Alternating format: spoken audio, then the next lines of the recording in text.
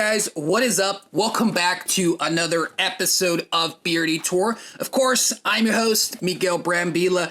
Santa has gone back to the North Pole.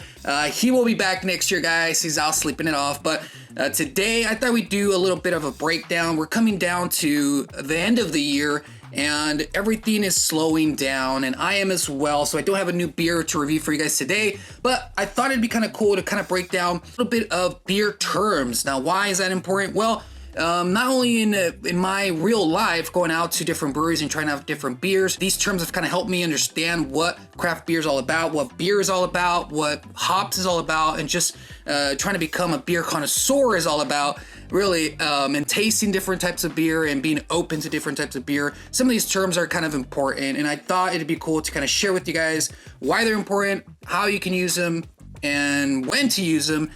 So some of these you've heard me sort of say during my shows. Some of the stuff I've learned as I was going, as I was researching different types of beer. So some of this stuff was also new to me on my beer adventure, on my beer journey to the end of the year. And it's going to follow through to next year with brand new videos for you guys, of course. So let's go over some of the terms that I feel are important for everybody to know. If you're interested in beer, or you want to recommend beer to your family or friends, or you just want to seem like the cool guy at a brewery, you might hear these thrown around, so now you know exactly what they mean. So very, very simple. I have my little cheat sheets here. I do have a laptop in front of me, but I have some other stuff pulled up here. In any case, let's go over some of these beer terminology, beer terms for dummies, right? ABV, you've heard me spout this out so many times. I say it literally almost every episode. ABV, ABV. What does that actually mean, ABV? Well, it means alcohol by volume. It is a measurement of the percentage volume of alcohol per volume of beer. So that means the higher the percentage on the beer, the higher, the stronger the beer is. So basically, on a lot of beer cans, a lot of bottles, you'll start to notice it'll say ABV followed by a percentage on there. The higher the percentage, the stronger the beer is, the more alcohol is in that beer. The lower percentage, it's not so strong. So for example, like let's say maybe a Bud Light or like a Coors Light might have like a 4.1, 4.2 ABV. So that's a very low percentage alcohol in that can. Whereas a IPA or a medium body IPA would be somewhere towards 5 to 6 range, maybe even 7. And then once you start getting to like those Imperials, the stouts, you start going to 9 and 10 ABV alcohol by volume. Now, it's not just the percentage in there to like imagine someone wanting to drink this because they want to get drunk. It's not so much that you're going to choose one because you want to get messed up really quickly. It's more towards the taste. Obviously, the higher, the stronger the beer is in the alcohol, the less flavorful it tends to be, in my opinion, and the less you start to notice the hops and more of that burning alcohol taste. So although I have tried some really strong beer, especially on this show, I tend to gravitate more towards the medium sort of IPAs, 5 to 6 to 7 range, just because it's going to get you that right amount of alcohol, which is a little bit stronger than a light beer, but not that burning taste like a very, very strong beer. So sticking in the middle and knowing when to stick in the middle and noticing the ABV in beers. You'll see this in the breweries. If they're listed out, you'll see the ABVs. But more and more beer companies are starting to put them on the can because it is important for taste and also for safety. Of course, you don't want to give your grandma a really strong 9.0 ABV beer, haven't drunk with one beer, and so forth. So that's ABV in a nutshell, guys. You'll hear me say it every episode because I feel it is important. Next on the spot, we got IBU. What's IBU? I said that again a couple of times on the show. IBU is International Bittering Units. It is a measurement of bitterness in the beer from hops expressed on a scale of 1 being the lowest bitterness to 100, the highest bitterness. So IBU measures the bitterness of the beer. Again, this is important, not just for knowing what to grab or what to recommend to somebody or noticing what will have good flavor, but also the taste test. The taste test is very important. If you recommend it to a family member or a friend or for yourself, or to grab something off the shelf that you might not recognize the name of, but you see the IBU and you see the ABV, these things kind of help you make an informed decision about what kind of beer you want to try and what kind of beer you want to gravitate towards, and also develop a palate towards a certain amount of beer based on the IBU and the ABV. So the IBU is important because it tells you how bitter the beer is, how bitter the beer is. Say that 5 times fast. Let me know how that goes for you. So IBU measures the bitterness of the beer. The higher the number, the more bitter it is. You'll see a lot of strong IPAs because they're very hoppy, and they'll try to mash a lot of hops in there, and you'll see something like 87, 90, very, very high IBUs. So that's a very strong bitter beer.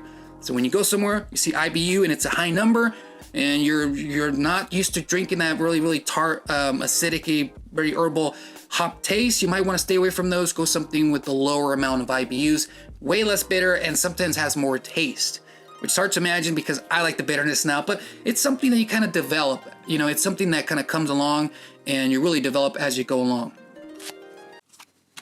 All right, let's have a little beer break, guys. Cheers, everybody, to the new year.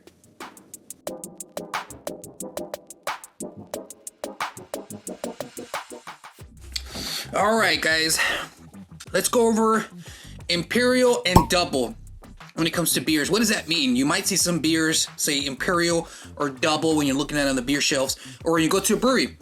So this is the beer description or name that indicates a stronger version of the beer style.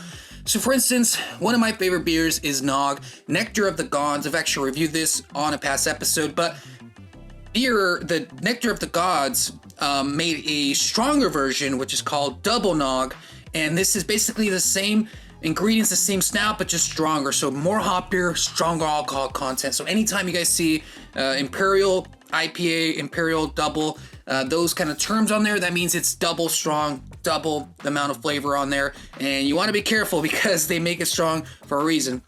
Now, on the total opposite of that is Session. So what's Session? When you see a Session beer, basically it is a beer style. It could be any style with the alcohol strength of a 5.1% ABV or lower. So if it has a very low medium style alcohol percentage and lower, that's considered a Session beer. So it's simple as that. 5.1% and below is considered a Session beer. So next one.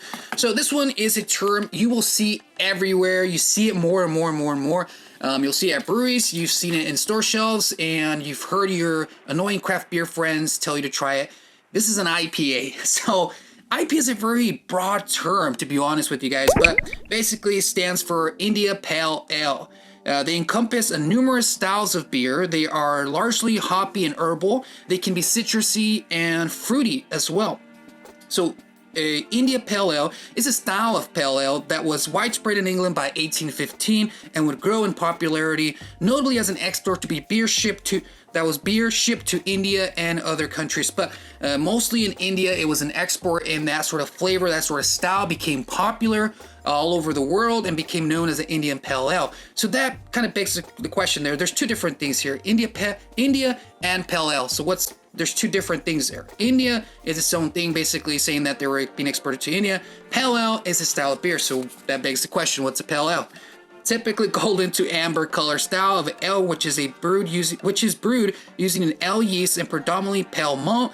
This term first appeared around 1703 for beers made from malts dried with high carbon, which resulted in a lighter color than other popular beers at that time. So Pale Ale was a distinct beer that was very popular at that time, and then they started adding hoppier ingredients, stronger ingredients, and became India Pale Ale.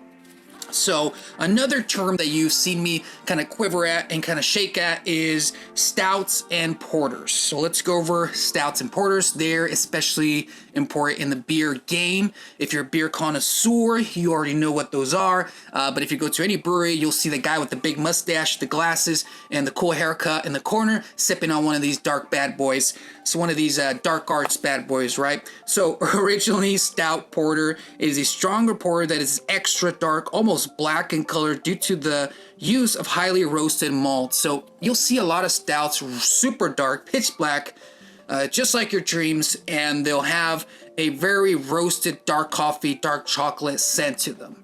Very scary, guys. I stay the hell away from these bad boys because not only are they strong, but they are flavorful. If you like chocolate, dark chocolate, coffee roasted bean type of beer, then you're gonna enjoy this. If you do not and you want your beer separate from your coffee like me, go over to the pale ales and the lagers and stouts and so forth. Sorry, Pilsners. Stay away from the stouts. A porter, of course, is a roasted tasting dark brew, bottom fermented to be stronger in alcohol content. So again, the porter was originally a stout porter, same thing. But basically, there's just really dark roasted fermented beer that's strong, bitter, and coffee scented. Usually chocolate, something like that. Roasted peanuts, sort of a caramel, sometimes flavor thrown in there for a mild sweetness. But Jesus, it's hard to find those attractive. Anyways, the body measures the beer's thickness, its consistency, and mouth-filling properties. The head is the top of the beer or the foam of the beer. So you'll see me mention those terms as I go through my videos. So those are kind of the basic terms when it comes to beer, and kind of talking about beer with amongst yourselves, amongst friends. But one of the things that I found very helpful, especially to me when making these videos for you guys, is in my research, you start to learn not only the different types of beers, but how to describe the beers.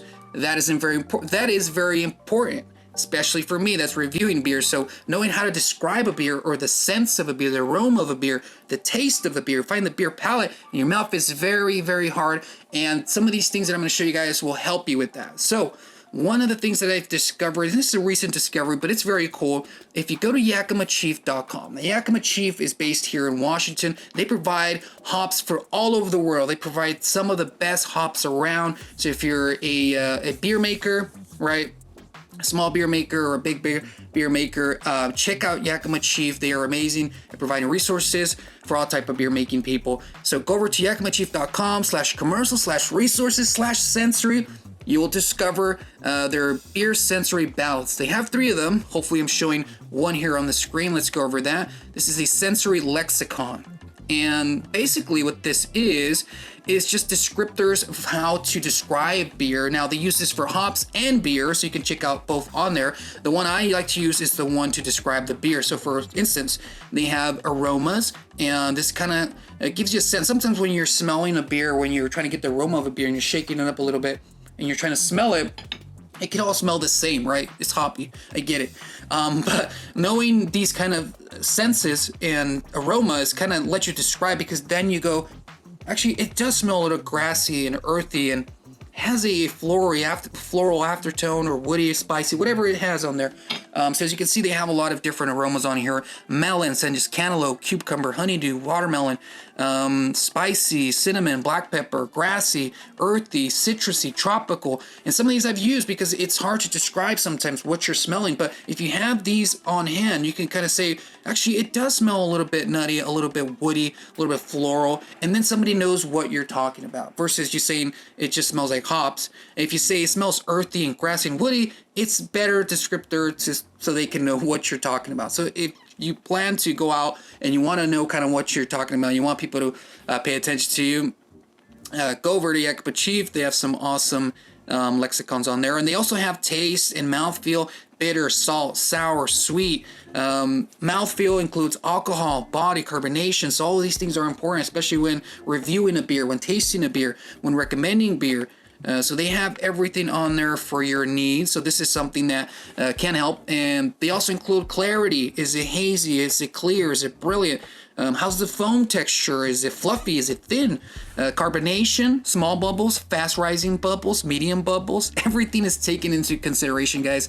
So you don't have to be really attentive to this. This is just kind of a base thing that you can use. But one thing that I thought was really cool is that you can print these out. They are downloadable. You can print them out, and you can kind of pass them around to your family and friends. And if you go to a brewery, or you just want to have a cool little flight party where you bring out a bunch of different beers, you guys can use this, kind of check this off and see if you guys have the same type of mouthfeel or ingredients, if you're smelling the same thing, or how that differs. So it is cool. So check them out at Yakima Chief. The last thing I wanted to mention, guys, is one thing that's helped me along my beer adventure as well, is wheel flavors, or beer flavors, beer wheel flavors. Basically, if you go on Google or any search engine, type in beer wheel, beer flavor wheel, anything like that, what you'll see is different circles or semicircles of descriptors of beer. So like the one I like to look at all the time, it has taste and aroma separated, but then it kind of charts and goes into different sort of very niche aromas and tastes. So basically, this one I'm looking at here says sweet, and then it goes into mild, delicate, mellow,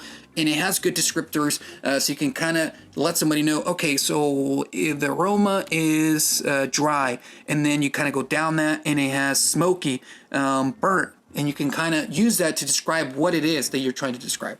So these are just fun things that you guys can use.